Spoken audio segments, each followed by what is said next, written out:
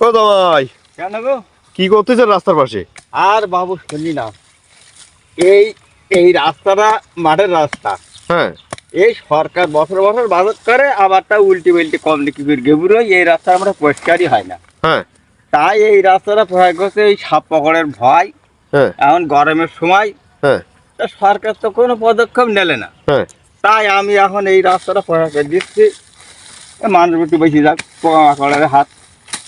মানে পোকামাকড় যাতে মানুষের ক্ষতি করতে না পারে, হ্যাঁ হ্যাঁ সেই জন্য এই রাস্তাটা আপনি পরিষ্কার করে দিচ্ছেন। হ্যাঁ, আরো মেইসেলিবিলি সবাই ছাগল মাগল নিয়ে যায় এমনি মাঠে। হ্যাঁ হ্যাঁ, নুকি সব ভয় করে শেল মেলে ছাগল ধরে, হ্যাঁ।